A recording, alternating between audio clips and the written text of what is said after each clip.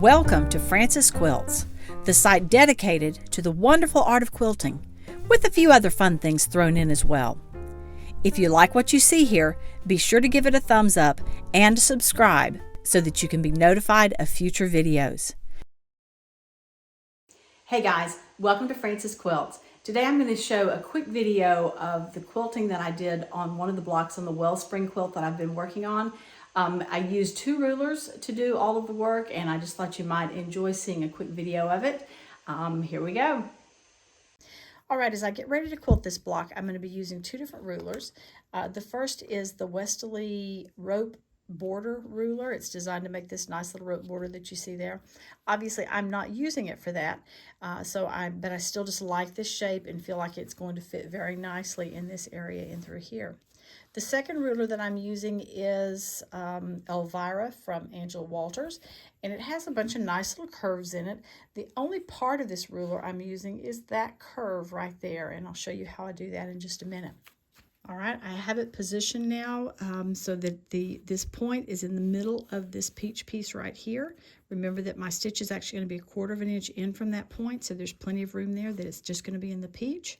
I have the ruler even on both sides, so I'm going to come down here to this point, and I'm going to do pull my bobbin thread up. All right, my bobbin thread has been pulled to the top. My ruler is in position, so let's quilt this first petal.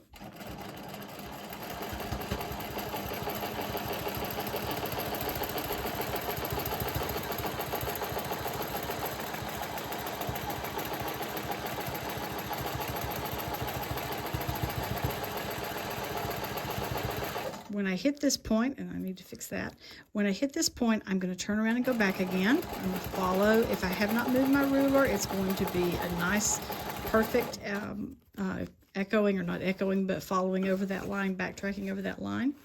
Traveling, I think is the word I'm looking for. Now I'm going to line my ruler up on the next petal.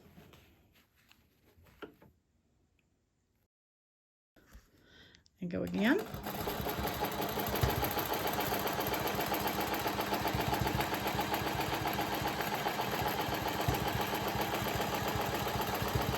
Same thing when I get to the bottom without moving my ruler. I'm just going to turn around and go back up and stop about the middle of that peach piece right there. Turn my ruler again.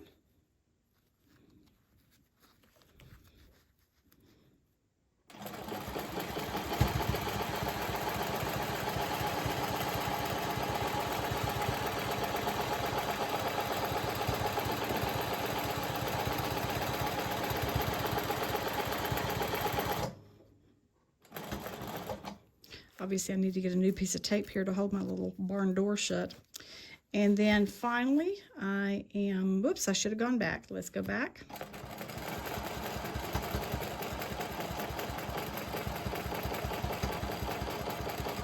Back to that middle. I'm going to turn it one more time. I'm going to do my last one. Now this time, when I come across to this side, I really want it to hit that little area right there as much as possible. So I may need to do a little bit of adjusting. It may not be in the exact same position that the others have been, but it's going to be really close. So I'm going to finish this rope.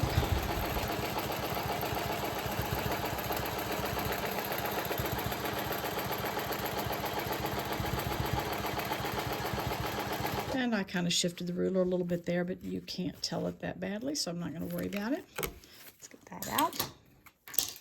Now I'm ready to put my little design that I want to do in this little squarish section right here. If you look at this ruler, there's a lot of different curves here. So when I first started, I was having trouble figuring out, where am I going to line this up to get the curve that I want? And finally, I settled on having this center mark right here on this intersection. So if I put it on the intersection, and I line this side up over here so that I have 1/4 of an inch. I can do that side.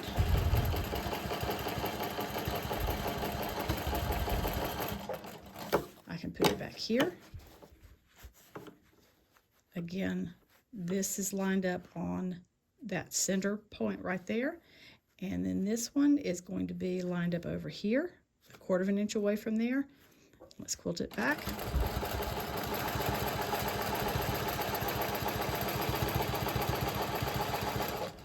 Now that gives me a nice little petal shape. I want to do one more going this direction. So how I'm going to do this is I'm going to just, travel along here. You notice I do slow down some when I am trying to follow the previous seam. When I get down here to this point, which is where those two should have matched, but they didn't quite, but that's all right. Same thing, I'm going to line up my center mark around there. And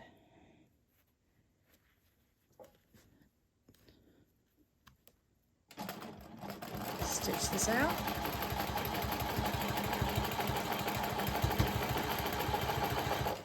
Put this on the other side, same thing, line this up here, line this up down here, 1/4 inch away from the point I'm trying to reach.